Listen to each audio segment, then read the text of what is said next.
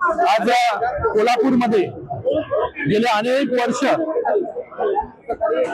ज्याची प्रतीक्षा होती असं शिवसेनेचं मध्यवर्ती कार्यालय याचा उद्घाटन आज झालेला आहे। मी आमच्या सर्वच शिवसेनेचे पदाधिकारी असतील, सर्व आमदार खासदार, त्याचबरोबर खास करून पालकमंत्री प्रकाशजी आंबेडकर यांचं धन्यवाद व्यक्त करतो की त्यांच्या पुढाकाराने आज कोल्हापूरमध्ये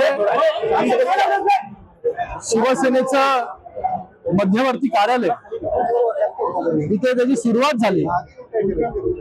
मला वाटतं या कार्यालयाच्या माध्यमाने अनेक लोकांच्या समस्या ज्या आहेत या सोडवण्याचं काम या कार्यालयाच्या माध्यमाने होईल। आणि ज्या प्रकारे कोल्हापूरने शिवसेनेला भरभरून प्रेम दिलं, भरभरून आशीर्वाद दिला, 5 आमदार जे आहे शिवसेनेचे आणि त्याचबरोबर 10 पैकी 10 आमदार महायुतीचे निवडून दिले।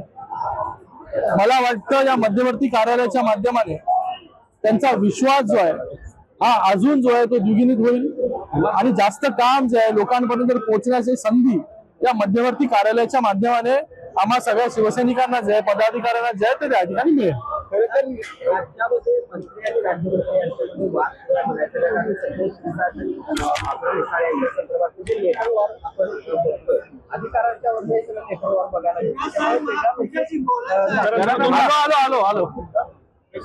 या सगळ्या लेटरवरमुळे वेगळा मेसेज जातो असं वाटतं। मला वाटतं या सगळ्या छोट्या छोट्या गोष्टी आहेत।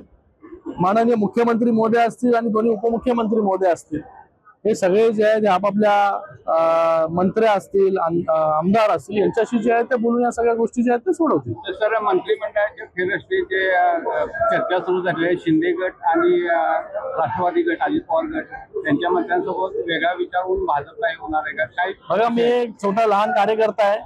मंत्रिमंडळ विस्तार, फेरबदल या सगळ्या गोष्टी ज्या आहेत त्या माझ्यापर्यंत नाही आहे। ज्येष्ठ आमचे सगळे जे नेते आहेत, भारतीय जनता पार्टीचे असतील, शिवसेनेचे असतील किंवा राष्ट्रवादीचे असतील, हे मिळून जे आहे तो निर्णय घेतील।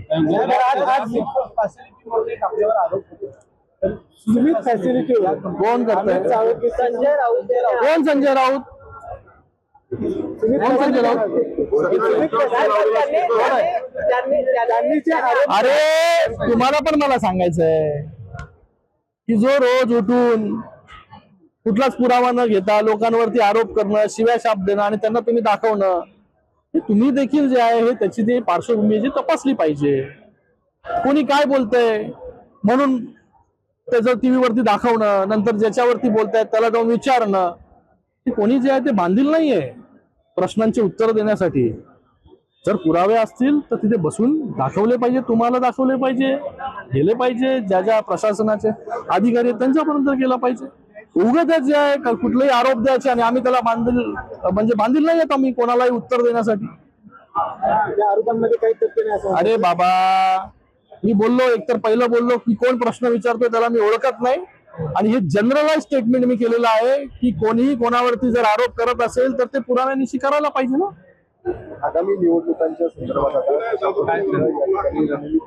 अशी रणनीती असणार आहे स्थानिक येणाऱ्या कोल्हापुरात मोठा भाऊ शिवसेना आहे असं सगळ्या लोकप्रतिनिधींनी। अरे बाबा, इथे महायुती म्हणून आम्ही सगळ्या निवडणुका लढल्या, येणाऱ्या काळामध्ये देखील महायुती म्हणून या सर्व निवडणुका ज्या आहेत त्याच्या सामोरे आम्ही जाणार आहोत।